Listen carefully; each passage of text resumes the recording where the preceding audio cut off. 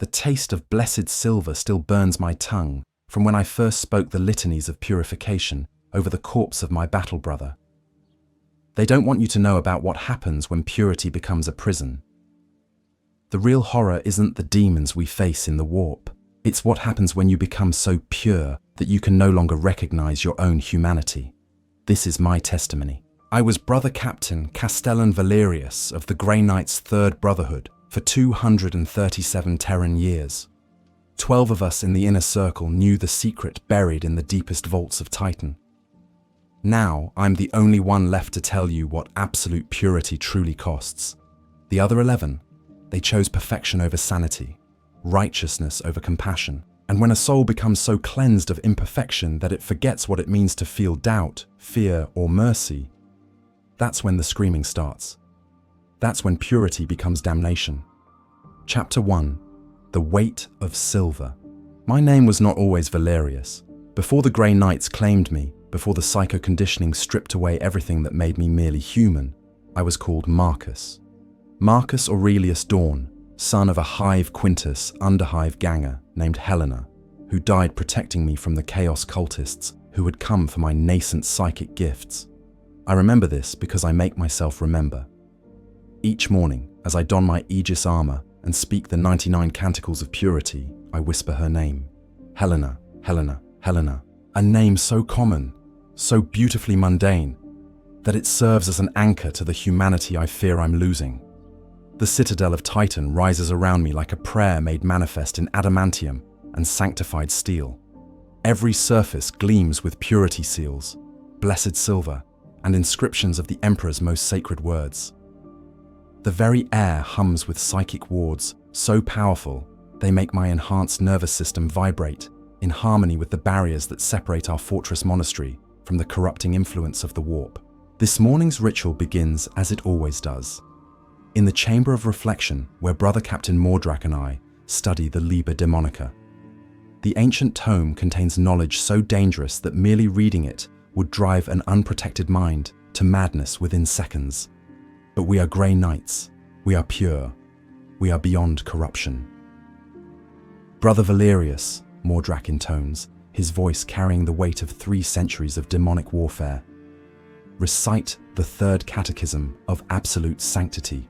I am the blade that cuts only the unclean, I respond, the words flowing from my lips with the automatic precision of decades of conditioning. I am the shield that protects only the righteous. I am the light that burns away all shadow. I am purity incarnate, and I know no fear of corruption. But even as I speak these sacred words, I feel something twist in my stomach. Not the churning of warp-touched corruption. I would recognize that instantly and purge it with bolter fire and blessed blade. This is something else, something worse. Doubt. Excellent, Mordrak says, his silver-inlaid features showing the satisfaction of a teacher whose student has performed flawlessly. Now, tell me what you learned from yesterday's purification of the fallen star. The memory floods back unbidden, carrying with it sensations that my psycho-conditioning should have suppressed. The merchant vessel had been infected with a Nurgle plague that transformed its crew into bloated, diseased monstrosities. Standard Grey Knights protocol demanded complete purification. Kill everything aboard, burn the ship to atoms, mind-wipe any Imperial Navy personnel who had witnessed our deployment. We followed protocol perfectly. 143 souls cleansed by blessed bolter rounds. The ship reduced to superheated plasma. 3 Imperial Navy captains subjected to memory modification so extensive they now believed they'd spent the week in routine patrol exercises. But I remember the child. She couldn't have been more than 8 Terran years old, hiding in a maintenance shaft, too small for the plague zombies to reach. Uninfected, clean, terrified beyond measure as she watched silver-armored giants methodically execute everyone she'd ever known. Brother Valerius? Mordrak's voice cuts through my remembrance like a blade through flesh. Your response? The purification was executed flawlessly, I say, my enhanced vocal cords producing the precise modulation that indicates complete certainty.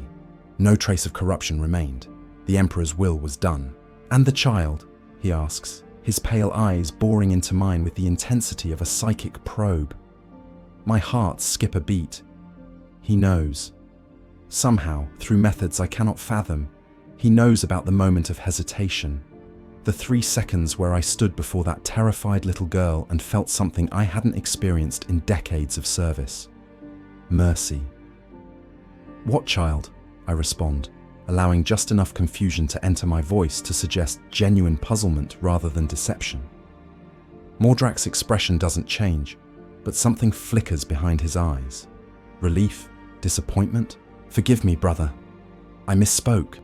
There were no children aboard the Fallen Star, only corruption requiring cleansing. But we both know the truth. There was a child. And in that moment when I raised my Stormbolter to complete the purification, I felt the weight of every life I'd taken in the name of absolute purity.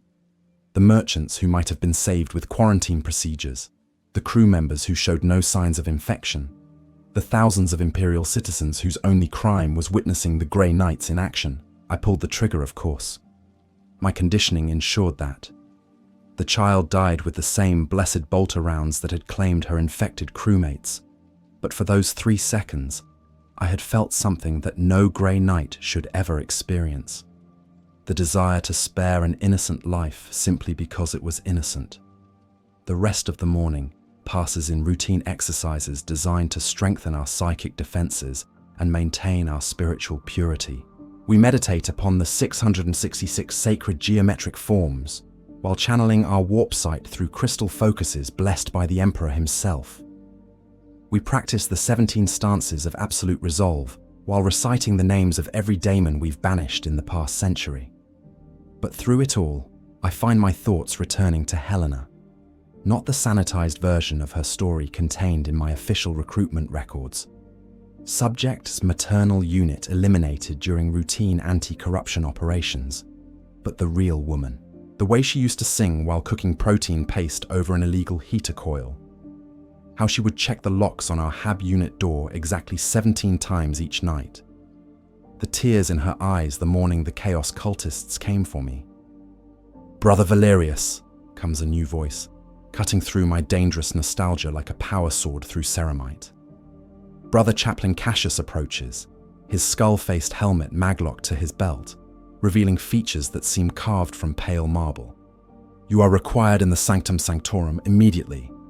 The Sanctum Sanctorum, the holiest chamber in the Citadel of Titan, where only the most senior Grey Knights are permitted to enter.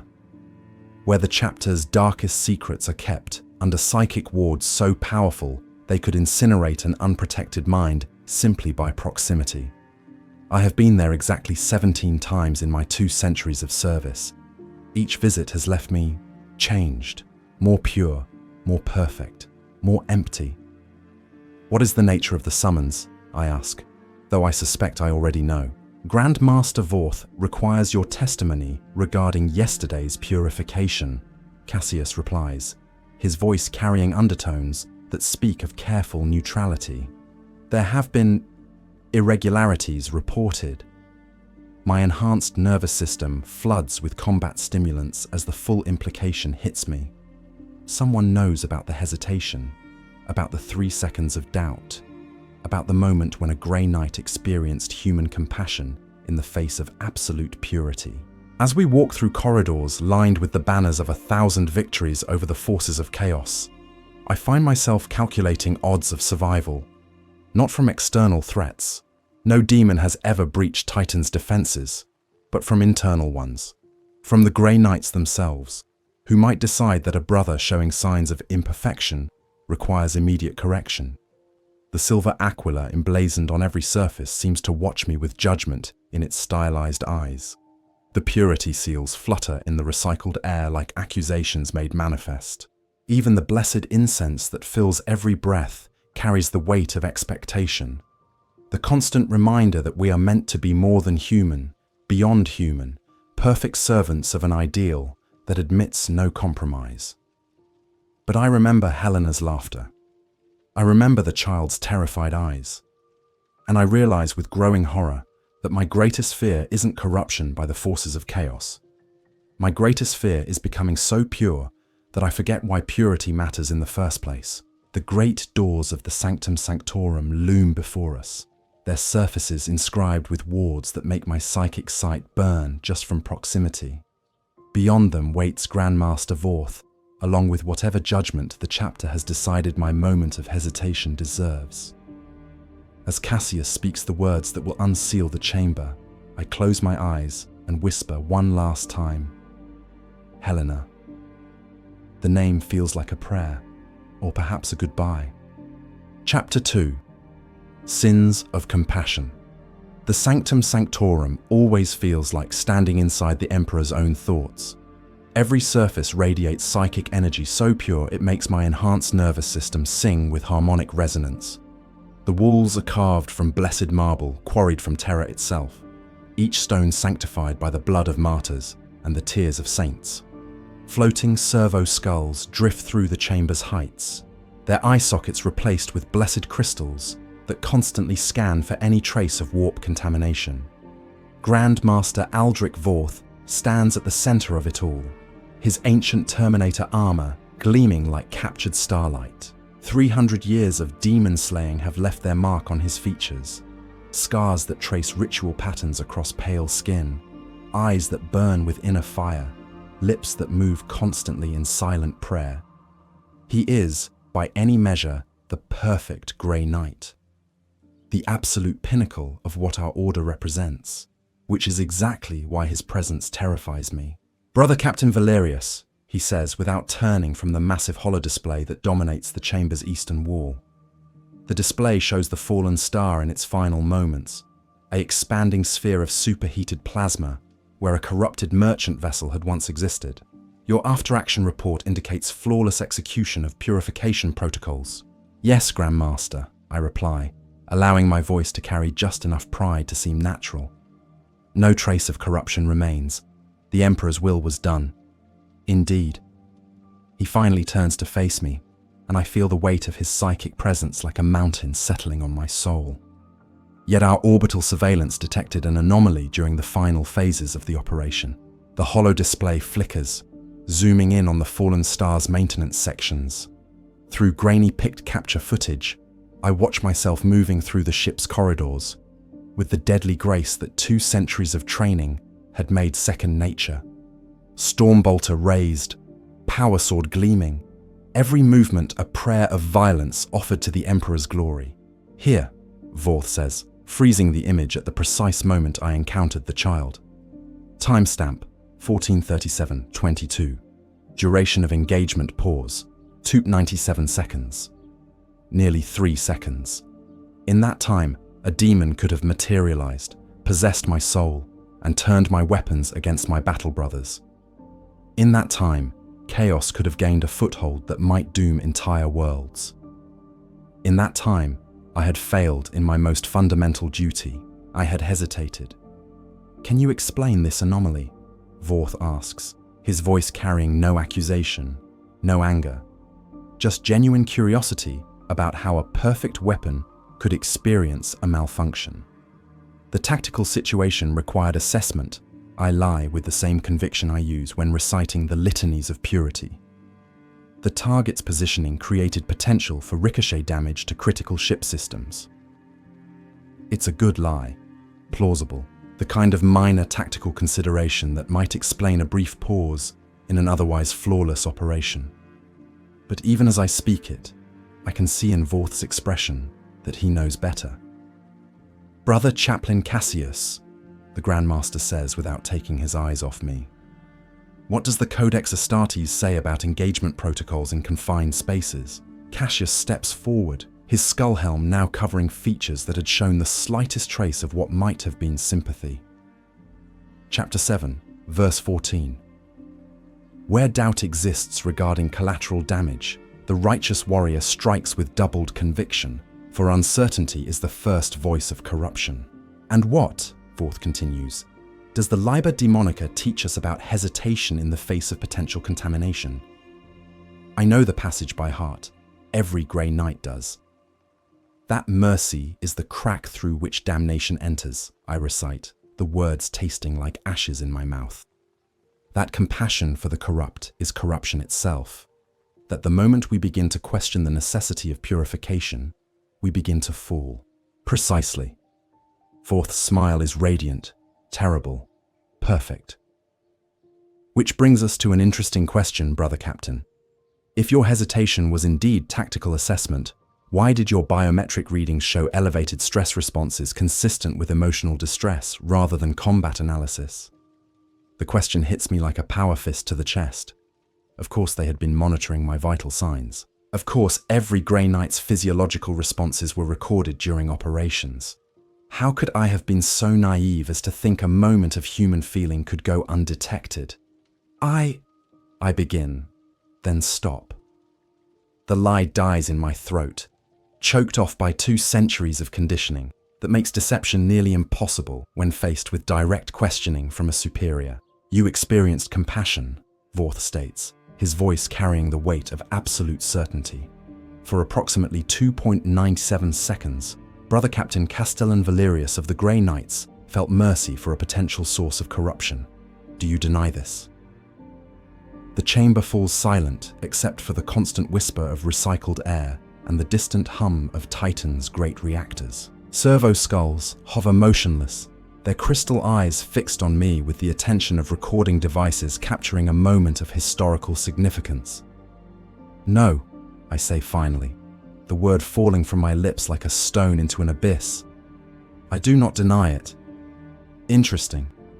Voth begins to pace, his massive Terminator armor moving with surprising grace across the chamber's blessed marble floors. Tell me, brother, what did you see when you looked upon this source of potential corruption? The memory floods back with perfect clarity, a side effect of the genetic modifications that make Grey Knights nearly impossible to surprise or ambush. I see again the child's face, streaked with tears and grime, eyes wide with terror that had nothing to do with chaos and everything to do with the silver-armored giant pointing a weapon at her heart. I pause, searching for words that might explain the unexplainable. I saw innocence, purity, but not our purity. Something smaller, more fragile, worth protecting rather than purging. And in that moment of recognition, what did you feel? I felt. The words stick in my throat like broken glass. I felt that perhaps there might be value in preservation rather than destruction. That maybe, just maybe, our quest for absolute purity had led us to destroy things that should have been cherished. The silence that follows is so complete, I can hear my own heartbeats echoing off the chamber walls. Cassius has gone perfectly still, his breathing reduced to the minimum necessary for survival. Even the servo skulls seem to have stopped their eternal drifting. Heresy, Voth says finally, but his voice carries no shock, no outrage, just the calm observation of a scientist noting the results of an experiment. You have just confessed to questioning the fundamental principles upon which our order was founded. Yes, I reply, because what else is there to say? You have admitted to experiencing emotions that compromise operational efficiency and spiritual purity. Yes, you have acknowledged doubt regarding the righteousness of our sacred mission. Yes. Voth stops pacing and turns to face me fully, his ancient features showing something I cannot quite identify.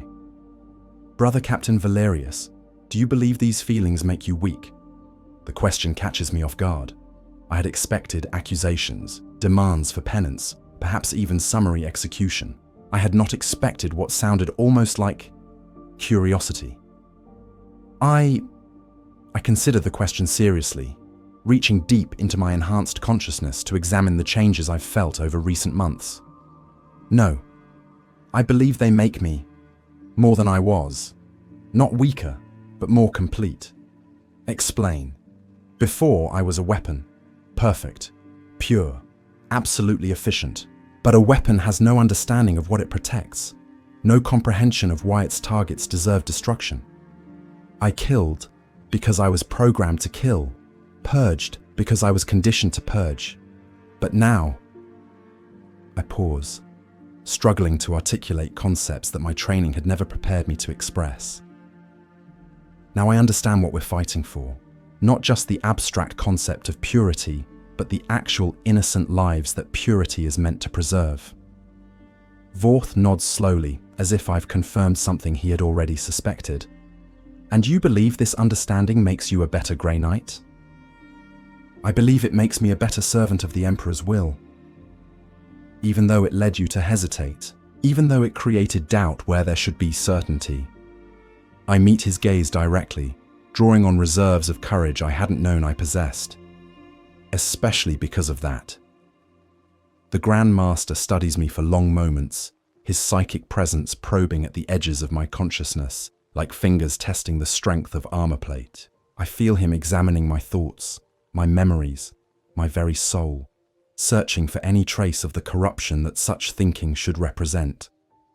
Brother Chaplain Cassius, he says finally, what is your assessment? Cassius removes his skull helm, revealing features marked by uncertainty I'd never seen before.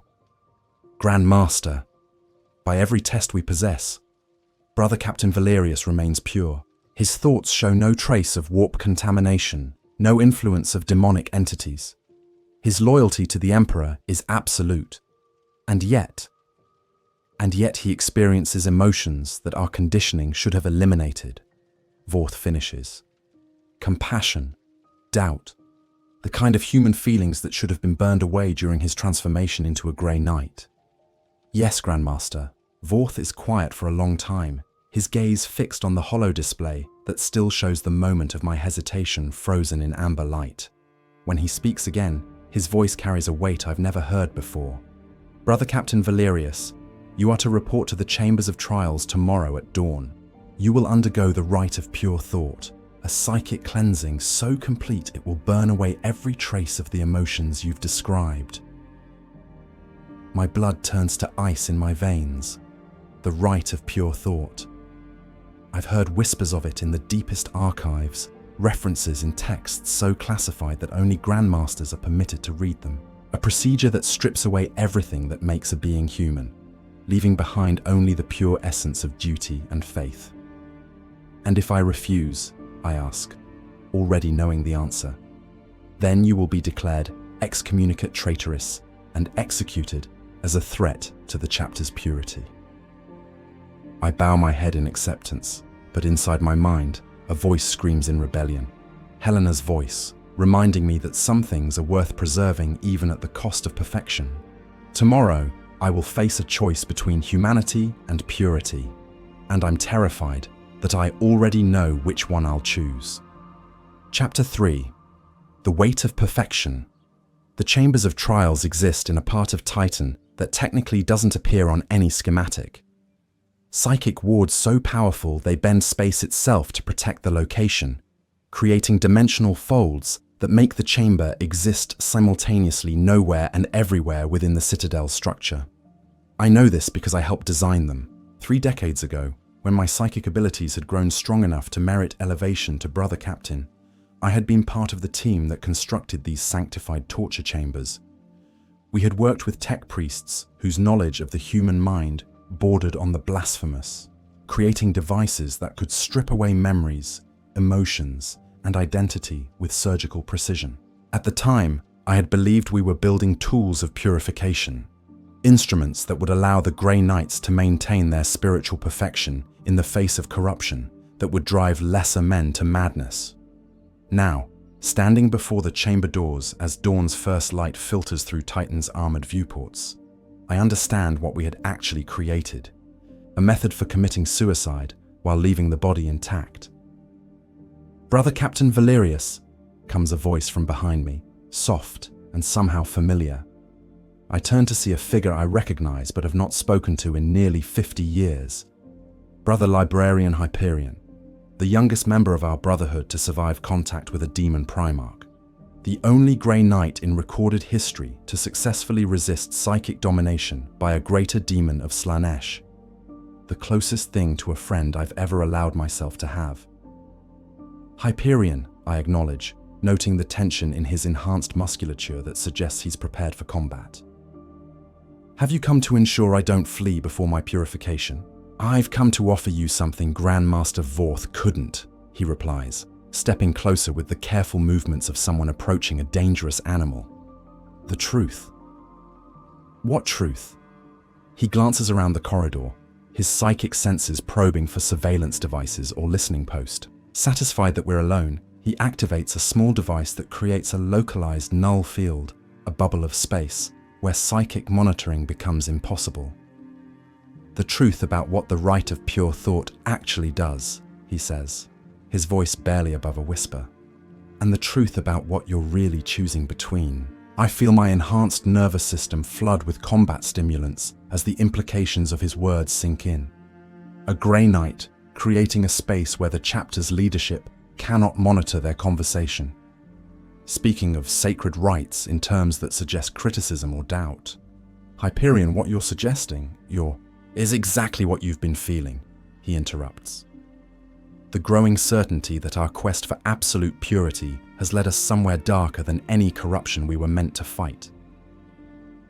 He reaches into his armor and withdraws a data slate of a design I don't recognize. The surface is inscribed with words that make my psychic sight burn, but underneath the protective symbols, I can see text scrolling in High Gothic. This contains the complete records of every rite of pure thought performed in the past 2 centuries, he explains. 317 brothers who experienced what you're experiencing now. Doubt, compassion, the return of emotions that our conditioning was meant to suppress forever. And, I ask, though part of me already knows what those records will contain. All dead, not executed. That would have left traces in the official archives, but dead nonetheless. The Rite of Pure Thought doesn't cleanse emotion, Valerius. It removes the capacity for independent thought entirely. The brothers who undergo it become shells. Perfect, obedient, absolutely pure shells who follow orders without question and kill without hesitation. I think of Brother Captain Mordrak, with his flawless responses and mechanical precision. Of the way his eyes seem to look through rather than at the people he speaks to. Of how he never questions orders, never shows initiative, never demonstrates any sign of the personality that should distinguish one Grey Knight from another. Mordrak, I whisper. Underwent the rite 63 years ago, Hyperion confirms. After he was caught showing mercy to a group of Imperial Guard who had witnessed a demon manifestation, he questioned whether mind-wiping loyal servants of the Emperor was truly necessary. Who? And now? Now he executes those same kinds of orders without a moment's hesitation, no doubt, no mercy, no humanity left to complicate his service to the chapter. The data slate feels heavy in my hands as I scroll through names I recognize. Brothers who had served with distinction for decades or centuries, reduced to glowing entries in a classified archive. Each one marked with the same notation. Spiritual purification successful. Subject exhibits perfect compliance with chapter doctrine. Perfect compliance. The words taste like poison in my mouth. Why are you showing me this? I ask. Hyperion's expression is haunted in a way that no Grey Knights should ever be. Because 57 years ago, I was scheduled for the same procedure, and someone showed me the same records. Who? Brother-Captain Marcus Aurelius Dawn. The name hits me like a thunderbolt.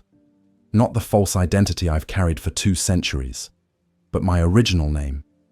The one I'd thought lost forever in the psycho-conditioning that transformed a hive-ganger's son into an instrument of the Emperor's will. How do you know that name?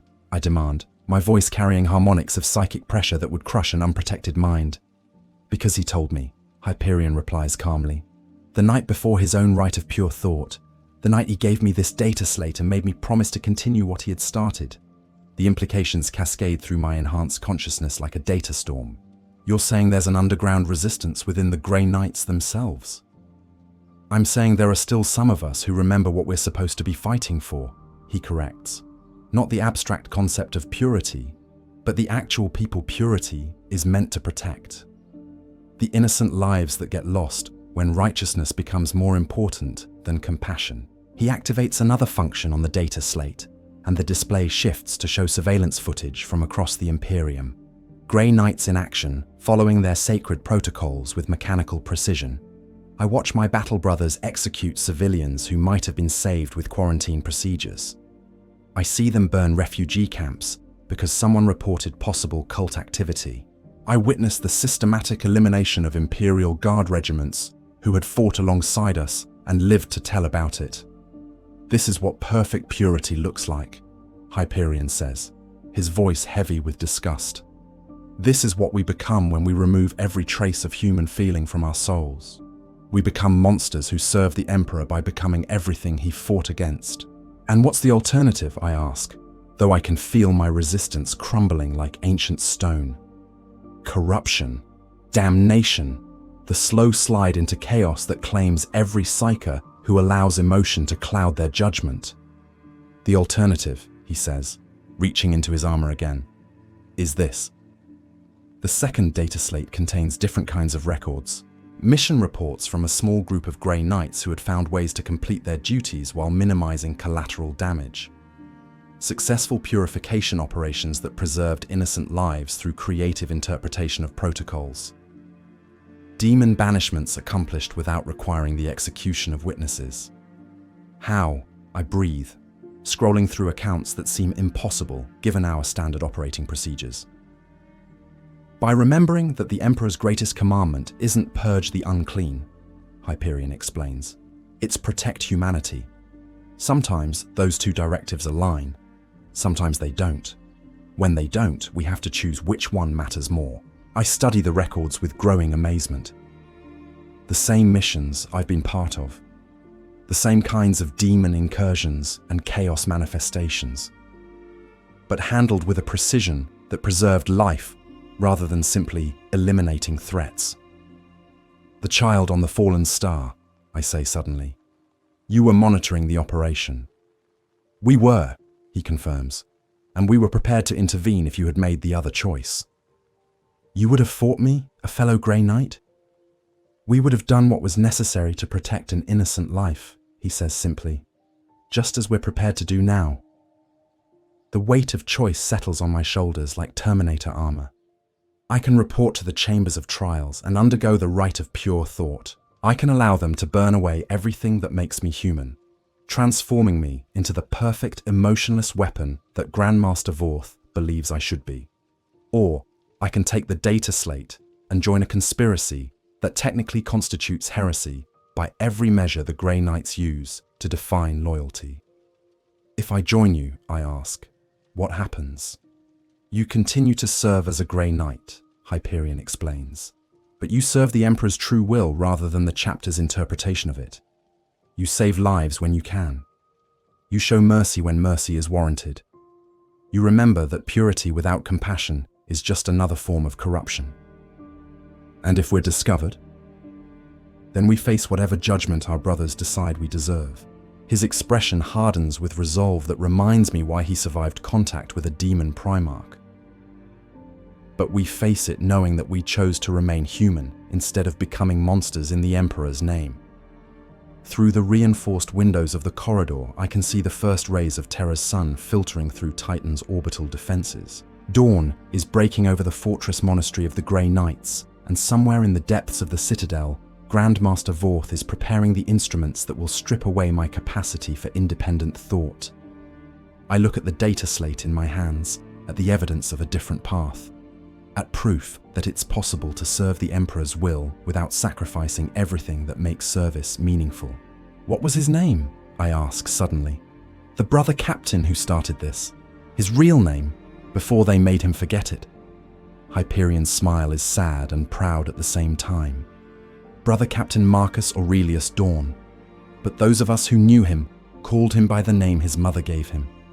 He pauses, and when he speaks again, his voice carries the weight of memory and loss. She called him Helena's boy, Helena's Marcus. The name hits me like a power fist to the chest. My mother's name, the name I whisper each morning to anchor myself to the humanity I fear losing. He was your predecessor, Hyperion continues. The previous Brother-Captain to experience what you're experiencing now, and the first to realize that true purity doesn't mean the absence of human feeling. It means the courage to feel, and still choose to do what's right. I close my eyes and hear my mother's voice, singing while she cooked over an illegal heater coil in the depths of Hive Quintus. I remember the child's terrified face on the fallen star. I think of all the innocent lives that could be saved if Grey Knights were willing to temper perfect purity with perfect compassion. When I open my eyes, my choice is made. Where do I sign up? Chapter 4. Shadows of Silver. The message comes at 0347 hours, exactly as I'm completing my morning prayers to the Emperor's divine glory. A single line of text appears on my personal Vox unit, encoded in a cipher that shouldn't exist in Grey Knight archives. The silver serpent swallows its own tail in the Garden of Memory. Come alone. I delete the message and continue my devotions, but my enhanced nervous system is already flooding with combat stimulants. The Garden of Memory. I know that location, though I haven't been there in nearly 40 years. It's where they keep the memorial plaques for Grey Knights who died in service to the chapter. A place so sacred that even Grandmaster Vorth only visits during the most solemn ceremonies. It's also, I realize now, the perfect place for a clandestine meeting. The corridors of Titan seem different as I make my way through the pre-dawn darkness. Where once the blessed silver and sacred iconography felt like protection, now they feel like surveillance. Every purity seal might hide a monitoring device. Every servo skull might be recording my movements for later analysis.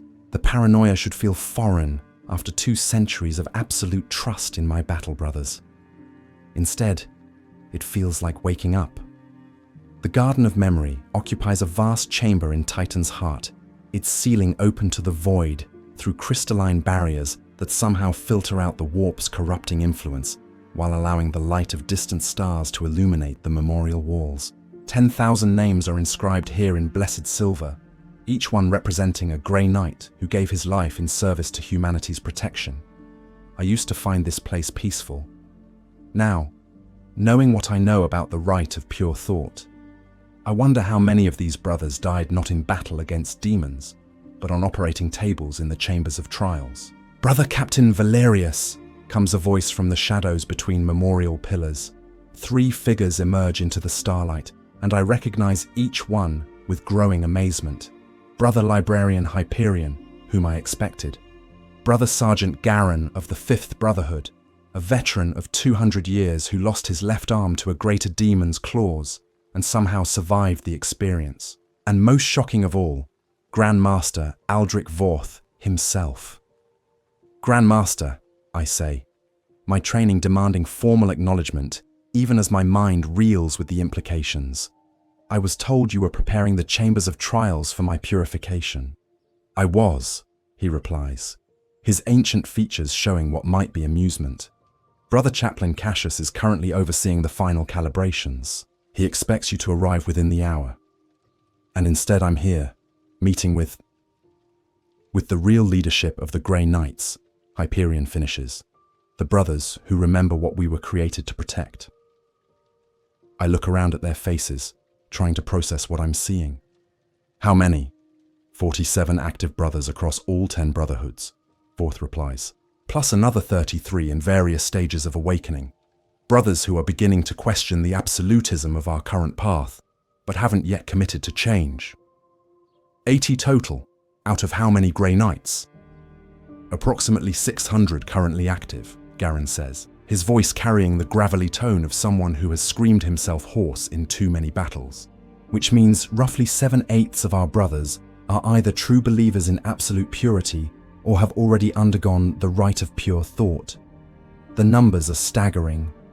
In a chapter that prides itself on individual excellence, the idea that such a large percentage might be essentially lobotomized constructs is horrifying beyond measure.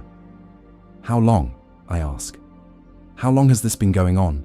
The rite itself has existed for approximately 4 centuries, Vorth explains, settling onto a marble bench carved with the names of brothers from the Macarian Crusade. But the systematic use of it to eliminate independent thought began roughly 200 years ago during the tenure of Grand Master Gereniton. The name sends a chill down my enhanced spine. Gereniton. The Grand Master, whose interpretation of the Codex Astartes had become the foundation for modern Grey Knight doctrine. The architect of our current protocols regarding civilian casualties and witness elimination. He believed, Vorth continues, that the greatest threat to the Grey Knights wasn't corruption from external sources, but contamination from within. The gradual erosion of purity through exposure to human suffering and moral complexity. So he decided to remove our capacity for moral complexity entirely, I realize. Exactly. Eliminate doubt, and you eliminate the possibility of corruption. Remove compassion, and you remove the weakness that might stay a righteous hand. Create perfect warriors who never question orders, never experience mercy, never wonder if there might be a better way. I think of Brother-Captain Mordrak's mechanical responses, of the way he followed protocols without deviation or innovation. And it worked. Oh yes, Garen says bitterly, it worked perfectly. We became exactly what Gerenetan wanted. An unstoppable force for purification that never hesitated, never wavered, never allowed human considerations to compromise operational efficiency. But, I prompt, sensing there's more to the story. But somewhere along the way, Vorth says, his voice heavy with centuries of regret, we stopped being the Emperor's protectors and became his executioners. We started seeing every problem as something to be purged rather than something to be solved. We began killing innocents, not because they were corrupted, but because their existence was inconvenient. He activates a holoprojector that fills the memorial chamber with images I recognize from recent mission reports. Grey Knights executing civilians in the aftermath of demon incursions. Entire Imperial Guard regiments liquidated for the crime of fighting alongside us. Refugee populations put to the torch because someone reported possible cult activity. This is what absolute purity looks like in practice, he continues. This is what we become when we remove every trace of humanity from our souls. Then why hasn't the chapter leadership done something about it? I ask. Surely the other Grand Masters. The other Grand Masters, Hyperion interrupts, are products of the same system. Grandmaster Drago underwent the Rite of Pure Thought 60 years ago. Grandmaster Crow's emotional responses were adjusted during his captivity with the demon's sword. Most of the current leadership believes absolutely in the rightness of our current path because they've been modified to be incapable of believing otherwise. The scope of what they're describing begins to sink in.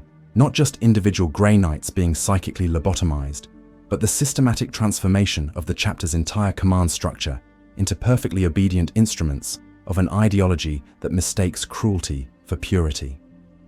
How did you escape it? I ask Vorth directly. Because, he says with a smile that's equal parts pride and sadness, I'm not actually Grandmaster Aldrich Vorth. The revelation hits me like a psychic thunderbolt. What?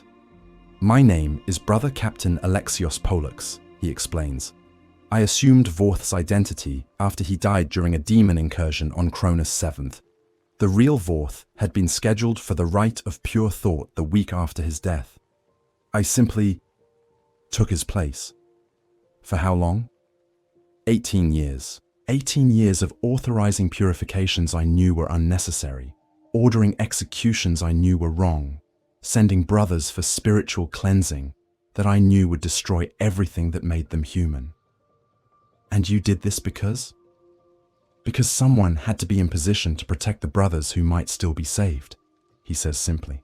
Someone had to ensure that when the time came to choose between humanity and purity, there would still be Grey Knights capable of making that choice. I look around at the memorial walls, at the names of brothers who died believing they were serving the Emperor's will. How many of them had experienced the same doubts I'd felt? How many had been silenced before they could act on those doubts? What do you want from me? I ask. We want you to help us save our chapter, Garen says, and through it, save the countless innocent lives that our current path will destroy. How? Vorth activates another function on the holoprojector, and the images shift to show tactical displays of Grey Knight deployments throughout the Segmentum Solar. Dozens of operations, hundreds of potential civilian casualties, thousands of opportunities for mercy to triumph over protocol. We can't openly rebel, he explains. That would simply result in our excommunication and execution, leaving the true believers in complete control. But we can work within the system to minimize the damage, save lives when we can, show mercy when mercy is warranted, gradually demonstrate that purity and compassion aren't mutually exclusive. How? And eventually? Eventually, we hope to accumulate enough evidence of our success to convince the broader chapter that there's a better way, that the Emperor's will is better served by protectors who remember what they're protecting than by executioners who kill without question. It's an ambitious plan, dangerous beyond measure. If discovered, we would all face charges of heresy that would make simple execution seem merciful. But as I look at the memorial walls around us, at the names of brothers who died never knowing there was an alternative to absolute purity, I realize that the risk is worth taking. What's my first assignment? I ask. Hyperion smiles, the expression transforming his scarred features into something almost human. Tomorrow, you report to Grandmaster Vorth, the public one, and inform him that your scheduled Rite of Pure Thought experienced technical difficulties that required postponement. You'll be reassigned to active duty while the tech priests investigate the malfunction. And then? Then you serve as a Grey Knight, Vorth says. But you serve the Emperor's true will rather than the chapter's interpretation of it. You remember that behind every protocol is a purpose, and sometimes serving the purpose requires breaking the protocol. As we prepare to leave the Garden of Memory, I pause before one particular memorial plaque. The name inscribed there is Brother-Captain Marcus Aurelius Dawn, and below it is a single line of text that I've never noticed before. He remembered love in the face of duty, and made duty stronger thereby. Did you write that? I ask Hyperion. We all did, he replies. The night before his Rite of Pure Thought. It was his final request, that we remember love doesn't make duty weaker, but gives it meaning. I touch the blessed silver of the inscription, feeling the cool metal warm beneath my enhanced fingertips. I won't forget. See that you don't, Vorth says, his voice carrying the weight of absolute command. Because tomorrow, Brother-Captain Valerius, you begin the most dangerous mission of your career. You're going to learn how to be human while remaining pure. As we separate into the pre-dawn darkness, each taking different routes back to our quarters, I whisper my mother's name one more time, Helena. But this time it doesn't feel like a prayer or a goodbye. It feels like a promise. Chapter 5. The Art of Controlled Heresy. The mission briefing comes 3 days after my supposed postponement of the Rite of Pure Thought. Brother-Captain Cassius delivers it with the mechanical precision I've learned to associate with the psychically lobotomized, his skull-faced features showing no trace of curiosity about why the purification procedure had experienced such convenient technical difficulties.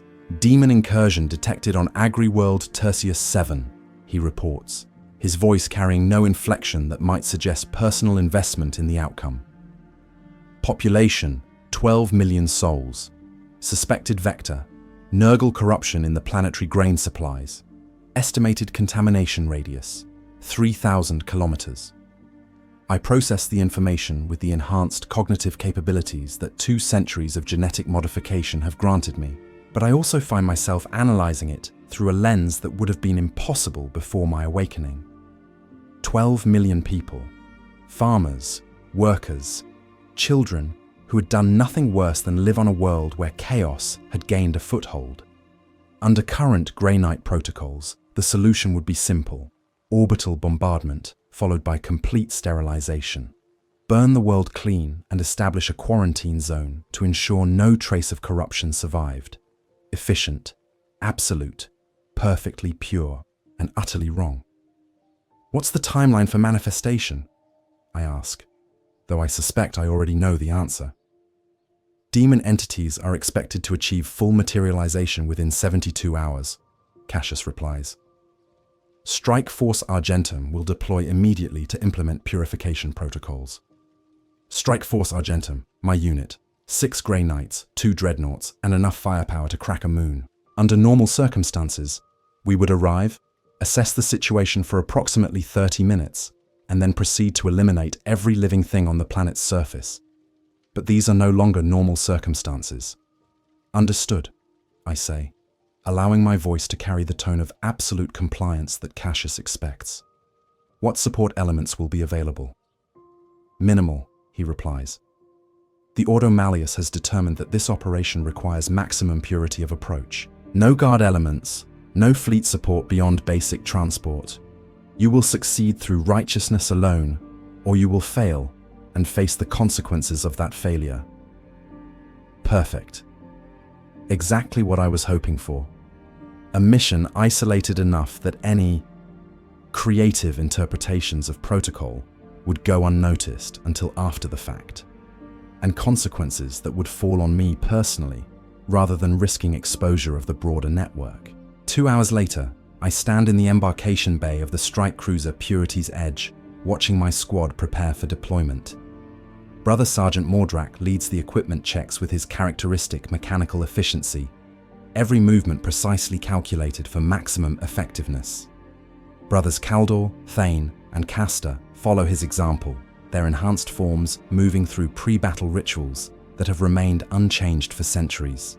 But I notice details now that I would have overlooked before my awakening. The way Kaldor's hands tremble slightly when he thinks no one is watching, a sign of suppressed emotion that our conditioning should have eliminated. The careful distance Thane maintains from the rest of the squad, as if proximity to others causes him some form of discomfort.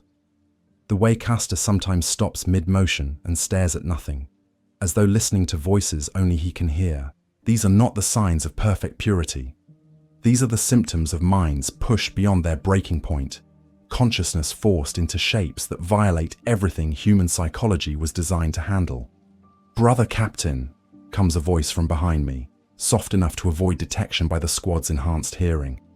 I turn to see Brother Librarian Hyperion approaching, his psychic presence carefully masked to appear as routine patrol sweep. "Hyperion," I acknowledge, noting the data slate he carries in his left hand. "Last-minute intelligence updates?" "Something like that," he replies, passing me the slate with the casual efficiency of a standard briefing transfer.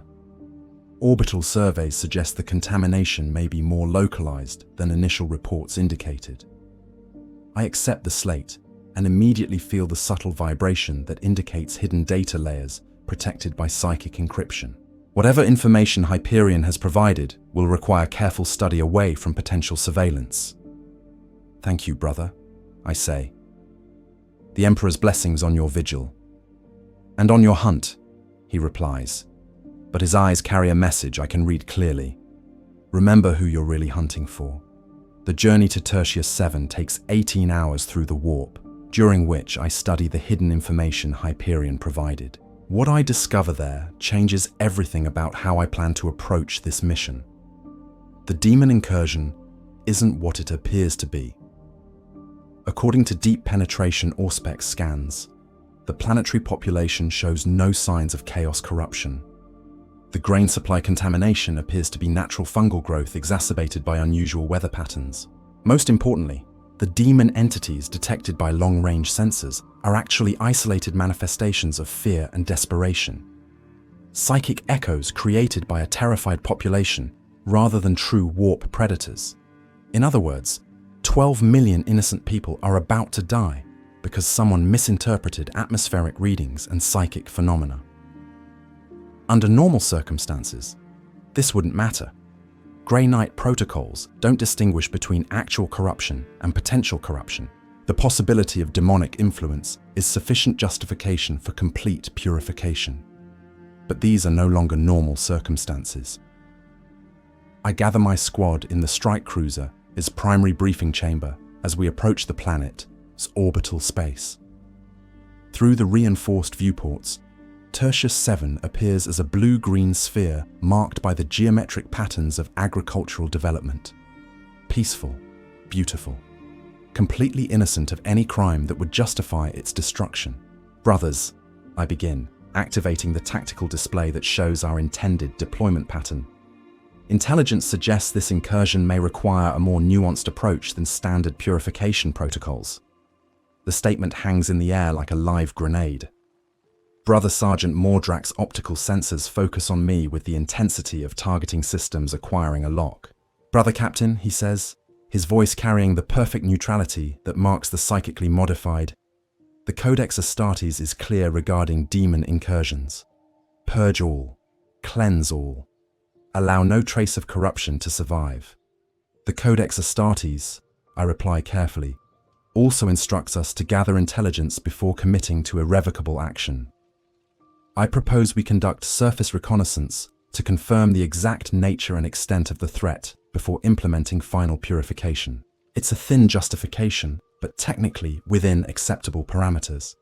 Grey Knights are expected to assess tactical situations before acting, even if the final outcome is predetermined. "How long?" asks Brother Caldor, his scarred features showing the kind of eagerness for violence that should concern me, but somehow feels familiar instead. 12 hours maximum, I say, sufficient time to locate manifestation points and identify optimal purification targets. What I don't say is that 12 hours should also be sufficient time to evacuate civilian populations from areas of genuine threat, establish quarantine protocols that might preserve innocent lives, and potentially resolve the situation without resorting to planetary genocide. The deployment goes smoothly, our Thunderhawk gunships cutting through Tertius VII's atmosphere like silver knives through silk. The planet's surface appears exactly as the reconnaissance data suggested.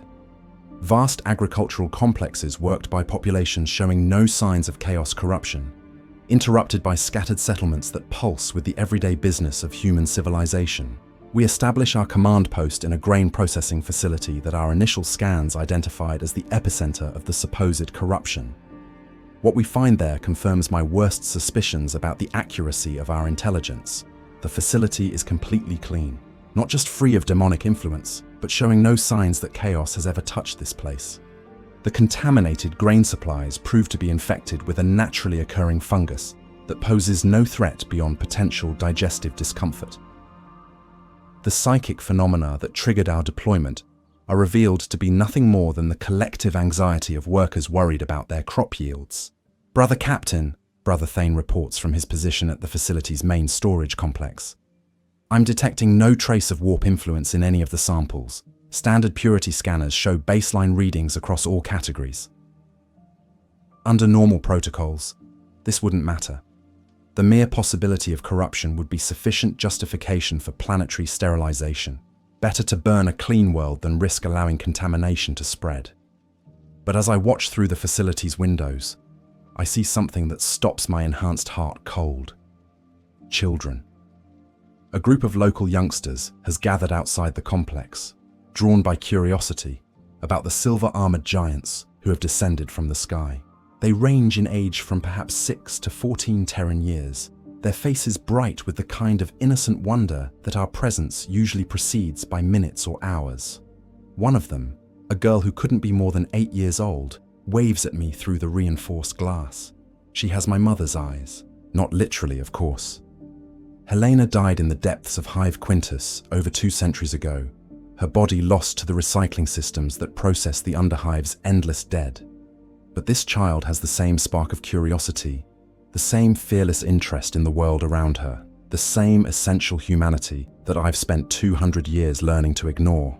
"Brother Captain," comes Mordrak's voice over the vox, cutting through my dangerous moment of sentiment. "Recommend immediate implementation of Purification Protocol Omega. No trace of current contamination detected, but potential for future manifestation remains significant. Purification Protocol Omega. Complete sterilization of all organic matter within a 3,000-kilometer radius. Death from orbit. Clean and efficient, and absolutely final." I look at the child again, at her bright smile and eager wave, and feel something crack in my chest that has nothing to do with physical injury. "Negative," I hear myself say, the words falling from my lips like stones into an abyss. I'm detecting anomalous readings that require closer investigation. We maintain surface operations pending further analysis. It's a lie. A complete fabrication designed to buy time for a course of action that technically constitutes heresy by every standard the Grey Knights use to measure loyalty. But as I watch the child skip away to rejoin her friends, I realize that some lies are more true than any fact. "Understood, Brother Captain," Mordrak replies, his modified consciousness incapable of questioning a superior's judgment. "What are your orders?" I look out at a world of 12 million innocent souls, at children who wave at silver giants without understanding that those giants have come to kill them, at the simple beauty of a civilization that has done nothing wrong except exist in a galaxy where existence itself is sometimes considered a crime. "We protect them," I say quietly. "All of them, whatever the cost." The real mission is about to begin. Chapter 6. The Weight of Mercy. The first refugee convoy leaves Tertius 7 exactly 37 hours after our arrival. I watch from the command post as civilian transports lift off from landing platform Gamma, their holds packed with families, from the agricultural settlements closest to the supposed contamination zones. Officially, these are precautionary evacuations pending completion of purification protocols. Unofficially, they represent the largest violation of Grey Knight doctrine in the chapter's history. Brother Captain, Brother Sergeant Mordrak approaches. With his characteristic mechanical precision, the civilian evacuation is proceeding slower than optimal efficiency would dictate. Recommend immediate implementation of standard purification protocols to expedite mission completion. I study his scarred features, looking for any trace of the man he used to be before the Rite of Pure Thought stripped away everything that might have constituted independent thought. There's nothing there except perfectly programmed loyalty and the kind of absolute certainty that makes conversation pointless. The contamination patterns are proving more complex than initial analysis suggested. I lie with the same conviction I use when reciting the litanies of purity. I require additional time to ensure complete elimination of all potential vectors. It's technically within my authority as mission commander to extend operational timelines for tactical reasons. Mordrak's modified consciousness is incapable of questioning my judgment, even when that judgment contradicts everything our training says about acceptable risk tolerance. "Understood, Brother Captain," he replies. "What are your orders?" I activate the tactical display that dominates the command post's central chamber, showing the disposition of our forces across Tertius 7's primary continent. 6 Grey Knights, positioned to protect a world that doesn't need protection from anything except us. "Continue monitoring for manifestation events," I instruct. "Maintain quarantine protocols around civilian population centers. Report any anomalous readings immediately." What I don't say is that the quarantine protocols are actually protective. Cordons designed to keep my battle brothers away from the civilians I'm trying to save. The manifestation monitoring involves scanning for any sign that my deception has been discovered by chapter command. And the anomalous readings I'm most concerned about are the ones that might indicate psychic surveillance from Titan. As Mordrak moves off to implement orders he doesn't understand the true purpose of, I find myself facing a problem I never anticipated during my years of service. The sheer complexity of trying to save lives instead of simply taking them. Evacuating 12 million people without access to the Imperial Navy's transport capacity is logistically impossible. Even if I could commandeer every civilian vessel on the planet, the process would take months, far longer than I can maintain the fiction of an extended investigation. But I don't need to evacuate everyone. I just need to evacuate enough. The data slate Hyperion provided contains information far more detailed than routine intelligence summaries. Demographic analyses of Tertius 7's population. Geographic surveys of the contamination zones. Most importantly, predictive models that show exactly which areas would be affected if I'm forced to implement limited purification protocols. If I can evacuate approximately 2 million people from the highest risk zones, and if I can convince Chapter Command that localized sterilization is sufficient to contain the threat, I might be able to save 10 million lives while only sacrificing 2 million. The mathematics of genocide, the calculus of acceptable losses, the kind of moral arithmetic that no human mind should ever have to perform. But these are the choices that come with trying to serve humanity while remaining pure. "Sir?" comes a voice from the communications station, cutting through my dark calculations. Brother Castor looks up from his monitoring equipment with an expression I can't quite read. I'm receiving a priority transmission from Titan. Grandmaster Vorth requests immediate status update. My enhanced nervous system floods with combat stimulants as the implications hit me. A direct communication from Chapter Command, 42 hours into what should have been a 6-hour purification operation. Either routine oversight has escalated into active suspicion, or someone has reported anomalies in our operational patterns. Audio only, I instruct, moving to the communications console while trying to project the confidence of a loyal Grey Knight with nothing to hide. Brother-Captain Valerius comes the familiar voice of Grandmaster Vorth, the public face he wears for official communications. Your mission timeline has exceeded projected parameters by significant margins. Explain. Grandmaster, I reply, allowing my voice to carry the tone of professional frustration that any field commander might feel when dealing with unexpected complications. The contamination vector is proving more complex than initial intelligence suggested. Multiple manifestation points require individual assessment before implementing final purification.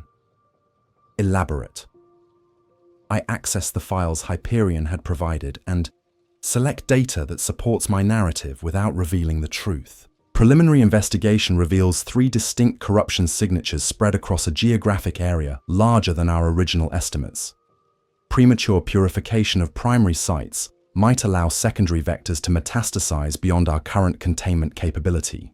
It's a masterful lie, built from enough genuine tactical concerns to sound plausible to anyone not physically present to verify the details. The kind of careful deception that might buy me another 48 hours to complete the evacuation operations. Understood, Vorth replies after a pause that feels like eternity. However, extended deployment increases risk of mission compromise. Implement purification protocols within 72 hours, or request additional assets to expedite completion. Additional assets. More Grey Knights, possibly including a brother chaplain or librarian with the psychic capabilities to detect my deception. The one thing I absolutely cannot allow to happen. Acknowledged, Grandmaster, I say. Purification will commence within the specified time frame. The Emperor protects, Brother Captain. The Emperor protects. The transmission ends, leaving me with exactly 72 hours to complete an evacuation that should take months, or else implement the very purification protocols I'm trying to avoid. Over the next 3 days, I discover what it truly means to serve the Emperor's will rather than the Emperor's servants. Working with local planetary authorities who have no understanding of what I'm actually doing, I establish decontamination protocols that require civilian populations to relocate to safe zones outside the contamination radius. Agricultural workers are reassigned to facilities in the planet's secondary continent. Families with children are given priority evacuation status for medical evaluation on orbital stations. Every lie comes easier than the last. Every deception feels more natural than the brutal honesty I was trained to employ. I become an artist of controlled heresy, crafting narratives that serve mercy while maintaining the appearance of duty. But the real challenge isn't logistical, it's psychological. Brother Captain, Brother Thane approaches during the evening. Of our second day, his scarred features showing something I've never seen before in a psychically modified Grey Knight: confusion. I've been monitoring the civilian evacuation procedures, and I'm detecting anomalous behavioral patterns. Explain. The evacuees show no signs of corruption or contamination, he says slowly, as though the words feel strange in his mouth. Their biometric readings are consistent with normal stress responses to displacement, not the psychic distortion patterns associated with chaos influence. I feel my enhanced heart skip a beat. Thane's observation skills are too keen for comfort, and unlike Mordrak, he seems to retain enough independent thought to question inconsistencies. What's your assessment? I ask, keeping my voice carefully neutral. He pauses, and for a moment, his expression shows something I recognize from my own recent awakening. The painful confusion of a mind beginning to think for itself after decades of programmed responses. I find myself wondering if these people truly require purification. The words hang in the air between us like an unexploded bomb. A grey knight questioning the necessity of purification. A son of the Emperor experiencing doubt about the righteousness of our mission. Under normal circumstances, I would be required to report this conversation to Brother-Captain Cassius for immediate remedial conditioning. But these are no longer normal circumstances. Brother Thane, I say carefully, what do you believe our primary duty is as servants of the Emperor? To purge the unclean, he replies automatically, but his voice lacks the conviction that such statements should carry. And if the unclean are not actually unclean?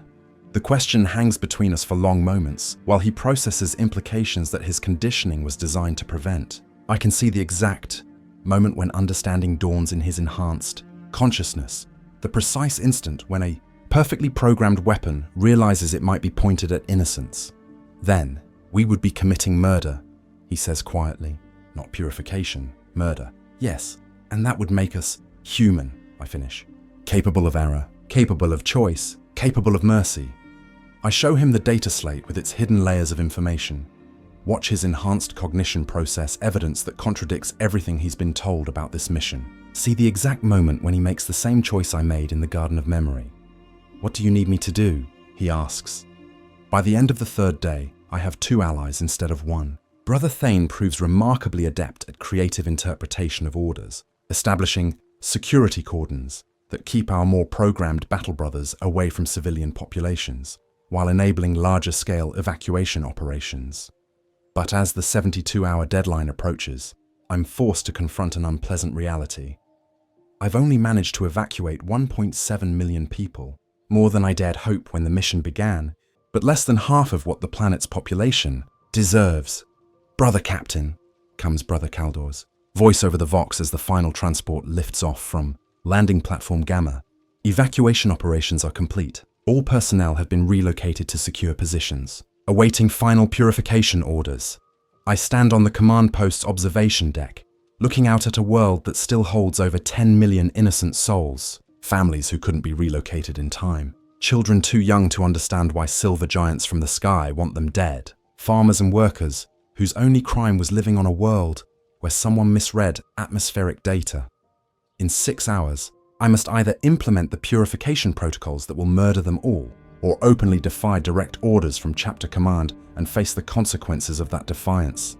Sir, Caldor's voice comes again, carrying the mechanical patience of someone who can wait indefinitely for a response.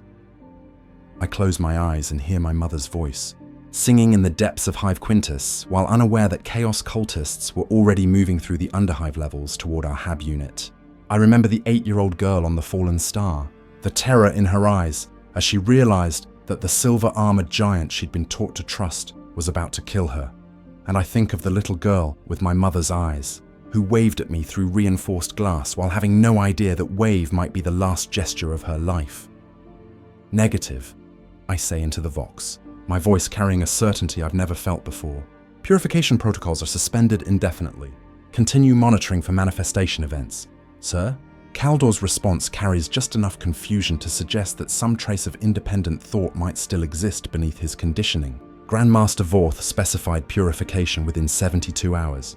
Grandmaster Vorth, I reply, will receive a full report explaining why circumstances require deviation from standard protocols. I'm committed now. Whatever happens next, I've chosen mercy over duty, compassion over purity, the lives of strangers over the approval of my brotherhood. As I prepare to compose the most dangerous communication in Grey Knight history, I whisper my mother's name one more time. Helena. This time, it feels like a war cry. Chapter 7. The Price of Defiance. The response from Titan arrives exactly 18 hours after I transmit my refusal to implement purification protocols. It comes not as a communication, but as a fleet. Brother Captain, Brother Castor reports from the sensor station, his voice carrying the kind of controlled alarm that suggests catastrophic news delivered through trained professional calm. I'm detecting multiple warp signatures achieving real space translation approximately 40,000 kilometers from planetary orbit. I move to the tactical display, knowing what I'll see before the sensor data resolves into recognizable patterns. 8 strike cruisers, 12 escort frigates, enough firepower to reduce Tertius 7 to molten slag within minutes, and leading the formation, the massive bulk of the battle barge Blade of Purity, Grandmaster Vorth's personal flagship. Classification, I ask, though the question is purely procedural. I know exactly what kind of fleet responds when a Grey Knight openly defies chapter command. Purification Fleet Omega, Caster replies, his scarred features showing the kind of confusion that suggests his modified consciousness is struggling to process the implications. Full battle configuration, multiple boarding craft prepared for immediate deployment. Purification Fleet Omega, the Grey Knight's ultimate sanction, reserved for situations where standard protocols have failed and absolute measures are required. The last resort of a chapter that doesn't believe in compromise. They've come to cleanse a world that doesn't need cleansing, and to execute a brother who chose mercy over obedience. "Sir," comes Brother Thane's voice from across the command post, carrying undertones I've learned to recognize as carefully controlled panic. "What are your orders?" I study the tactical display, calculating odds that make a mockery of any definition of hope. 8. Grey Knight strike cruisers against a single command post, manned by 6 brothers, 2 of whom might support me if they understand what's at stake. Enemy forces sufficient to glass continents, commanded by brothers who believe absolutely in the righteousness of their mission. Under any rational analysis, resistance is not just futile but actively counterproductive. The best I can hope for is to surrender myself for execution while begging clemency for the battle brothers, who followed my orders. But as I watch the fleet formation adjusting, course for optimal bombardment pattern, I realize that rational analysis has never been less relevant. We stand and fight, I say, my voice carrying a conviction that surprises even me. We defend this world and its people, whatever the cost. The silence that follows is so complete, I can hear the command post's air recyclers cycling through their filtration patterns. Brother Sergeant Mordrak turns from his station with movements that suggest his programmed responses are struggling to process an order that contradicts everything he's been conditioned to. "Accept, Brother Captain," he says carefully. "The approaching fleet represents the legitimate authority of the Grey Knights chapter. Resistance would constitute open rebellion against the Emperor's will." "The Emperor's will," I reply, "is that we protect innocent human life, not slaughter it in the name of ideological purity. The civilians on this world represent potential vectors for chaos corruption," Mordrak continues, his voice carrying the mechanical certainty of someone incapable of questioning received doctrine. "Their elimination is necessary to prevent demonic manifestation." "What manifestation?" I demand, gesturing toward the sensor displays that show no trace of warp activity anywhere in the system. "What corruption? What evidence of chaos influence that justifies the murder of 12 million innocent souls?" Mordrak's optical sensors flicker as his enhanced cognition processes questions that his conditioning was designed to prevent. I can see the exact moment when programmed responses collide with observable reality, creating the kind of cognitive dissonance that sometimes breaks through psychic modification. He begins, then stops. For the first time in decades, Brother Sergeant Mordrak is thinking for himself. I cannot identify any evidence of contamination requiring immediate purification. "Because there isn't any," Brother Thane adds, moving to stand beside me in a gesture of solidarity that officially constitutes mutiny. This entire operation is based on misinterpreted data and the assumption that the possibility of corruption justifies mass murder, then. "Why?" Brother Caldor's voice carries confusion that suggests his own conditioning is beginning to crack. "Why are we here? What is our mission if not purification?" "Our mission," I say, activating the holodisplay to show the approaching fleet formation, "is to learn whether we're servants of the Emperor's will or slaves to the chapter's interpretation of that will." Over the next 6 hours, I watch 4 centuries of psychic conditioning unravel in real time. Brother Castor is the first to fully break through his programming, triggered by a moment when he realizes that the orbital bombardment pattern being prepared by the incoming fleet would eliminate the civilian evacuation sites he'd helped establish. The cognitive dissonance between protecting the innocent and preparing to murder the innocent proves too much for his modified consciousness to reconcile.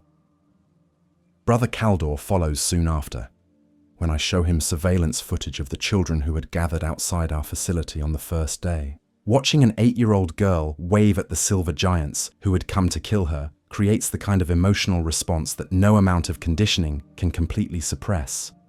Even Brother Sergeant Mordrak begins to show signs of independent thought, though his transformation is slower and more painful than the others. 2 centuries of perfect obedience don't die easily, and I can see him struggling with concepts his mind was trained to reject. But the real challenge isn't psychological, it's tactical. "Sir," Brother Thane reports from the communication station, "Grandmaster Vorth is requesting immediate surrender of all personnel for transport to Titan. Failure to comply will result in implementation of Exterminatus protocols." Exterminatus, the ultimate sanction of the Imperium, reserved for worlds so corrupted that only complete annihilation can prevent the spread of chaos, a process that would reduce Tertius 7 to lifeless rock while eliminating every trace of the contamination that exists, only in the minds of those too pure to see clearly. "Response time," I ask, 30 minutes before bombardment commences. I look around the command post at the brothers who have chosen to stand with me against the full might of our own chapter. 5 Grey Knights against 8 strike cruisers. The kind of odds that would be laughable if they weren't so tragic. "Options?" I ask, knowing there are none but hoping someone might see something I've missed. "We could surrender," Brother Castor suggests without conviction. "Accept execution as the price of our defiance. We could fight," Brother Kaldor adds. "Die with honor while defending innocent lives. We could run," Brother Thane says quietly. "Evacuate to the planet's surface and wage guerrilla warfare against our own brothers. All valid choices, all ultimately futile. The Grey Knights don't leave missions unfinished, and they certainly don't allow rebellion to go unpunished." But as I study the tactical display, I notice something that sparks an idea so desperate it might actually work. "Brother Thane," I say, "what's the current status of Tertius 7's orbital defense platforms?" "Minimal," he replies, accessing the relevant data files. 6 laser battery installations primarily designed for asteroid deflection. Completely inadequate for engaging capital ship formations. But adequate for sending a message, I realize. "Castor, can you patch me into the planetary communications grid?" "Yes, sir. But why?" "Because," I say, settling into the command throne with a sense of purpose that feels like coming home. "We're not fighting this battle alone. The message I broadcast on all Imperial frequencies reaches every inhabited world in the Tertius system, every merchant vessel in transit, every listening post of the Adeptus Mechanicus and Imperial Navy. It goes out on channels monitored by planetary governors and Inquisition cells, by rogue traders and Space Marine chapters. This is Brother-Captain Castellan Valerius of the Grey Knights' Third Brotherhood," I begin, my voice carrying across the void with the authority of 2 centuries of service. "I am transmitting from Agri-World Tertius 7, where I have discovered evidence of systematic genocide being conducted under the guise of chaos purification." The words feel like stepping off a cliff, but I continue anyway. 12 million innocent Imperial citizens are scheduled for execution within the next 27 minutes, not because they are corrupted by chaos, but because the possibility of corruption is considered sufficient justification for mass murder. I call upon all loyal servants of the Emperor to witness what absolute purity looks like when it loses sight of what purity is supposed to protect. As he speaks, I notice the way his words flow with perfect cadence, each syllable precisely enunciated, as if he's reciting from a script written into his enhanced memory cores. There's no passion in his voice, no hint of the righteous fury that should accompany such absolute statements. It's the voice of a machine pretending to be human, and for the first time, I wonder if Vorth is even aware of how hollow he sounds. According to whom? Chapter Master Pugh asks, his scarred features showing genuine curiosity. What authority establishes that possibility justifies certainty of action? The question cuts through the chamber's formal atmosphere like a power sword through plasteel. Pugh leans forward in his throne, his augmetic eye focusing on Vorth with the intensity of a targeting auspex. I can see the tactical mind at work, the same methodical intelligence that rebuilt the Imperial fists after the Iron Cage, now turned toward unraveling the logical fallacies that have driven Grey Knight doctrine for 2 centuries. "The Codex Astartes," Vorth replies without hesitation. "The writings of Robuta Gilliman clearly state that when facing chaos corruption, decisive action is preferable to hesitation." The Codex Astartes, Captain Ventress corrects with the patience of someone who has spent decades studying the sacred text, states that decisive action is preferable to hesitation when corruption is confirmed. The possibility of corruption requires investigation, not immediate extermination. I watch Vorth's optical senses flicker as his enhanced cognition processes this contradiction to everything he's been taught. For a moment, I see something that might be confusion in his ancient features. A brief crack in the psychological conditioning that has defined his existence for nearly 7 decades. The Rite of Pure Thought was designed to eliminate such moments of uncertainty, but even the most advanced psychic surgery cannot completely suppress the human capacity for growth and change. Furthermore, Inquisitor Lord Karamazov continues, his voice taking on the measured cadence of someone delivering a prepared statement. Preliminary investigation by the Ordo Malleus has revealed disturbing patterns in Grey Knight operations over the past 2 centuries. Operations where purification protocols were implemented despite questionable evidence of actual corruption.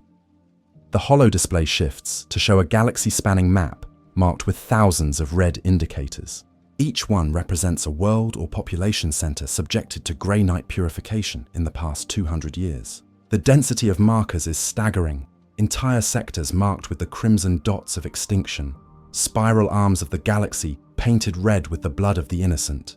Looking at it, I feel a weight settle in my chest that has nothing to do with gravity and everything to do with the accumulated horror of systematic murder disguised as righteousness. 47,236 separate incidents, Karamazov states, his voice carrying the weight of accumulated tragedy, resulting in the deaths of approximately 12 billion Imperial citizens, all justified as necessary measures to prevent chaos corruption. The numbers are incomprehensible in their magnitude. 12 billion souls, more than the entire population of Terra at the height of the dark age of technology. More deaths than the Horus heresy itself, spread across 2 centuries of preventive genocide. Each red dot on the display represents not just statistics, but families torn apart, children never born, cultures extinguished forever in the name of purity. All necessary, Vorth insists, but his voice carries undertones I've never heard before. Uncertainty, doubt, the beginning of questions he's never been allowed to ask. The mechanical certainty is cracking. I can see it in the micro-expressions that flash across his ancient features, the way his optical sensors refocus as if trying to see clearly for the first time in decades. The conditioning that turned him into a perfect weapon is beginning to unravel, and with it, the comfortable certainties that have defined his existence since the Rite of Pure Thought stripped away his capacity for moral complexity. Were they? Pugh asks quietly. Grand Master, in how many of these cases was actual demonic manifestation confirmed before purification was implemented? The silence that follows stretches for long moments, while Vorth accesses data files from his enhanced memory cores. I can see the internal struggle playing out across his features. The systematic programming fighting against the emerging awareness that something fundamental has gone wrong with everything he believes. When he speaks again, his voice has lost some of its mechanical certainty. Confirmed manifestation occurred in 63% of recorded incidents. The admission hits the chamber like a physical blow. Even the tribunal scribes stop their constant note-taking, their styluses suspended over data slates as the implications sink in. 63%, barely better than a coin flip. Yet the Grey Knights have built 2 centuries of doctrine around these questionable assessments. 63%, Ventress repeats, his voice carrying the careful neutrality of someone performing a mathematical calculation, which means that in approximately 18,000 cases, Grey Knight purification was implemented against populations showing no evidence of actual chaos corruption.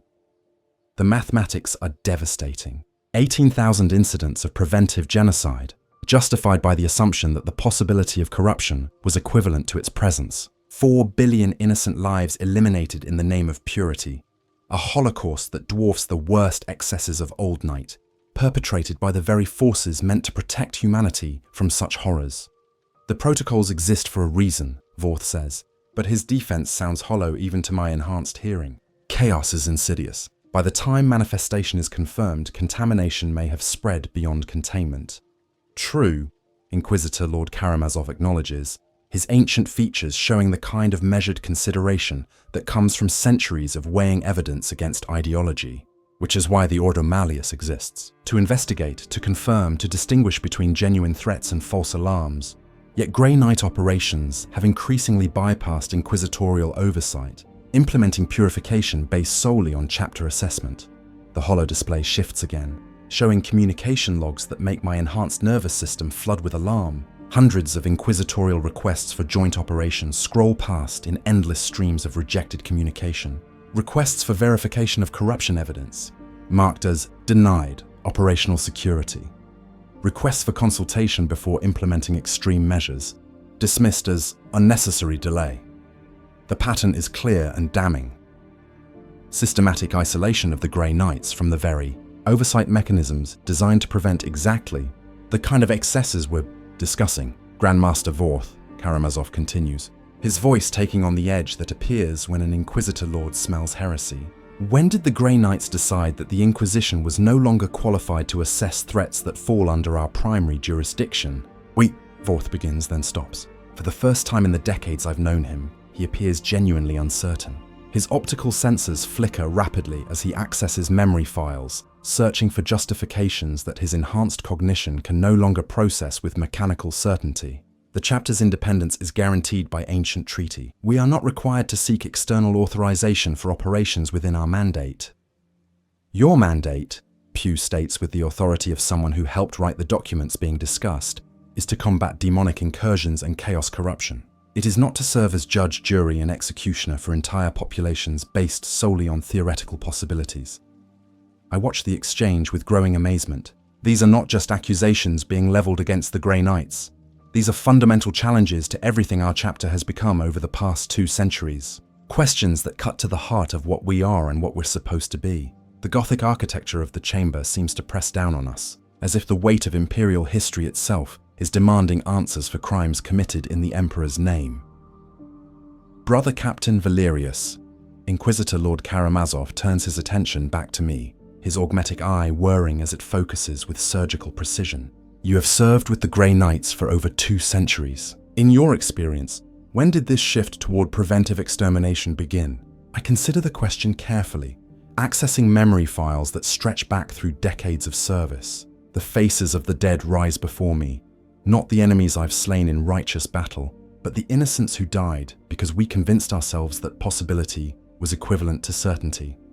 Approximately 200 years ago, I reply, during the tenure of Grandmaster Gerenitan. Elaborate, grand. Master Gerenitan believed that the greatest threat to the Grey Knights was internal corruption, the gradual erosion of purity, through exposure to human suffering and moral complexity. He instituted what he called the Rite of Pure Thought, a psychic procedure designed to eliminate emotional responses that might compromise operational effectiveness. The chamber falls silent as the implications of my testimony sink in. I can see understanding dawning in the faces of the tribunal members. The recognition that they're not just dealing with a rogue chapter, but with a chapter that has systematically lobotomized its own members. The horror is palpable, spreading through the assembled witnesses like a psychic contagion. You're saying? Captain Ventress asks slowly, his voice carrying the careful neutrality of someone trying to maintain objectivity in the face of monstrosity. That the Grey Knights have been surgically removing their capacity for mercy? Yes. For 2 centuries? Yes.